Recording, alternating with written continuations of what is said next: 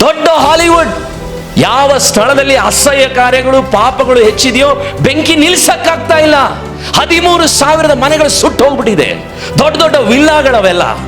ಅವೆಲ್ಲ ನೋಡುವಾಗ ನಿನಗೂ ನನಗೂ ಒಂದು ಗೊತ್ತಾಗಬೇಕು, ಯೇಸುವಿನ ಬರೋಣ.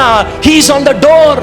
ಬಾಗಿಲತ್ರ ಇದ್ದಾರೆ ಯೇಸು ಸ್ವಾಮಿ, ಬಾಗಿಲತ್ರ ಇದ್ದಾರೆ. ಅದೆಲ್ಲ ನ್ಯೂಸ್ ನೋಡುವಾಗ ನಿಮ್ಗೂ ಅರ್ಥ ಆಗ್ತಾ ಇರ್ಬೇಕು. ಈ ವಾಕ್ಯನು ನ್ಯೂಸ್ನು ನೀವು ಕನೆಕ್ಟ್ ಮಾಡಿದ್ರೆ ನೀವು ಬಹಳ ಕ್ಲಿಯರ್ ಆಗಿ ಗೊತ್ತಾಗುತ್ತೆ.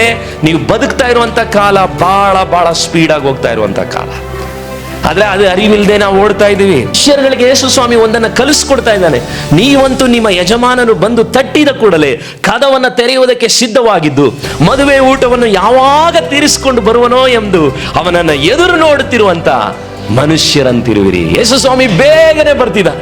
ಮೊನ್ನೆ ನಾನು ಆ ಟಿವಿಲಿ ಬೆಂಕಿ ಉರಿತಾ ಇರೋದನ್ನ ನೋಡುವಾಗ ಒಬ್ರು ಹೇಳ್ತಾ ಇದ್ದಾರೆ ನ್ಯೂಸ್ ನಲ್ಲಿ, it's like a hell fire on Los Angeles.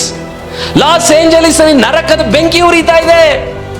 ಅವುಗಳನ್ನೆಲ್ಲ ನೋಡುವಾಗ ನಿಮಗೆ ಗೊತ್ತಾ, ಪೇತ್ರನು ಹೇಳಿದ್ದಾನೆ, ಮುಂದಿನ ಜಗತ್ತು ಅವತ್ತು ನೀರಿನಲ್ಲಿ ನಾಶವಾದ್ರೆ ಇವತ್ತು ಬೆಂಕಿಯಲ್ಲಿ ನಾಶವಾಗುತ್ತೆ. ಆ ಬೆಂಕಿ ನೋಡಿದ ತಕ್ಷಣ ನನಗೆ ವಾಕ್ಯ ನೆನಪು ಬಂತು. ಹೌದು, ದೇವರು ಹೇಳಿದಂತ ಅಣು ಬಾಂಬ್ ಬೆಂಕಿಯಲ್ಲಿ ನಾಶವಾಗುತ್ತೆ ಅಂತ ಪೇತ್ರನ 2 ಪೇತ್ರದಲ್ಲಿ ಹೇಳಿದ್ರೆ ಅದು ಹಾಗೆ ನಡೆಯೋದು. ಅದಕ್ಕೆ ಆಟಮ್ಸ್ ಅನ್ನ, ಪರಮಾಣುಗಳನ್ನ, ಬಾಂಬ್ಗಳನ್ನ ದೇಶದ ಎಲ್ಲಾ ದೊಡ್ಡ ದೊಡ್ಡ ರಾಷ್ಟ್ರಗಳು ನ್ಯೂಕ್ಲಿಯರ್ಗೆ ಇನ್ವೆಸ್ಟ್ ಮಾಡ್ತಾ ಇದ್ದಾರೆ.